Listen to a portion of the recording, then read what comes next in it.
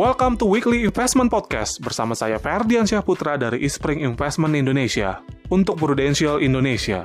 Peringkat hutang erat kaitannya dengan instrumen investasi obligasi atau seringkali disebut juga sebagai surat hutang.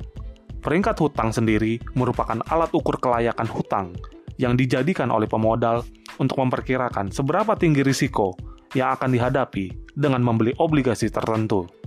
Peringkat hutang juga menentukan suatu perusahaan atau negara bisa mendapatkan pendanaan dari penerbitan obligasi atau tidak, dan seberapa besar imbal hasil yang harus dibayarkan agar dapat diterima investor. Secara tidak langsung, hal tersebut juga menunjukkan kemampuan suatu negara atau perusahaan dalam membayar hutang-hutangnya.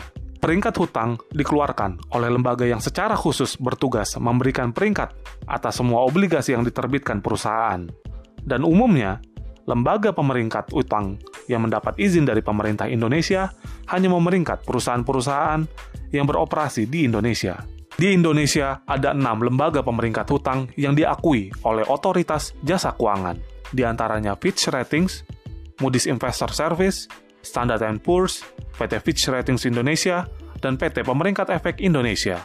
Sementara peringkat hutang terhadap kemampuan dalam membayar hutang suatu negara dilakukan oleh suatu lembaga pemeringkat yang mendapat pengakuan internasional, seperti Standard & Poor's, Fitch Ratings, Moody's Investor Service, Japan Credit Rating Agency, dan Rating and Investment Information Service. Dalam penilaian peringkat hutang, ada 2 poin yang patut diperhatikan, yaitu peringkat hutang dan outlook. Peringkat hutang adalah kemampuan membayar hutang, dan outlook adalah pandangan dari lembaga pemeringkat apakah peringkat hutang akan naik, turun, atau tetap sampai pada periode penilaian berikutnya. Outlook biasanya berupa kondisi. Jika outlooknya positif, artinya berpeluang dinaikkan pada penilaian peringkat hutang mendatang. Begitu juga sebaliknya jika negatif. Sedangkan stabil, artinya akan tetap.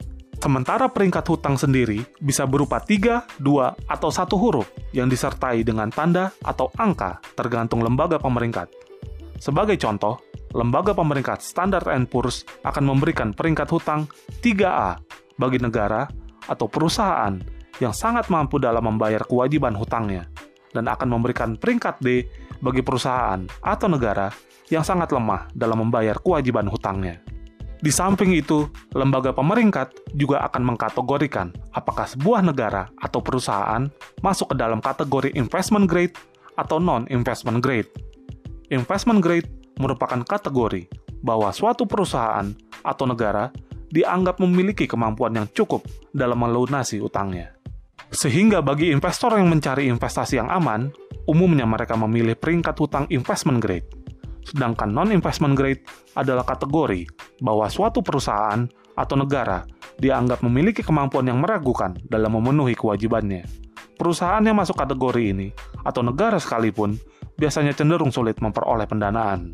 Lalu bagaimana dengan peringkat hutang obligasi negara Indonesia saat ini? Saat ini, Indonesia kini memiliki peringkat hutang layak investasi atau investment grade yang diberikan oleh 3 lembaga pemeringkat hutang internasional, yaitu Moody's, Standard & Poor's, dan Fitch.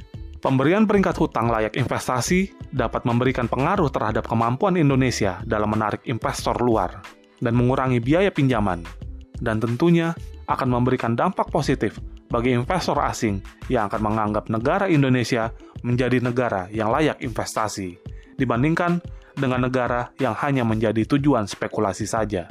Selanjutnya, investor asing akan semakin memberikan kepercayaan untuk memasukkan dana investasi, yang pada akhirnya akan berkontribusi dan mendorong pertumbuhan ekonomi, terutama jika dana investasi yang sifatnya lebih jangka panjang. Masuknya dana asing diharapkan dapat mendongkrak harga obligasi dan juga saham. Demikian Weekly Investment Podcast dari Ispring Investment Indonesia untuk Prudential Indonesia. Semoga bermanfaat dan salam investasi.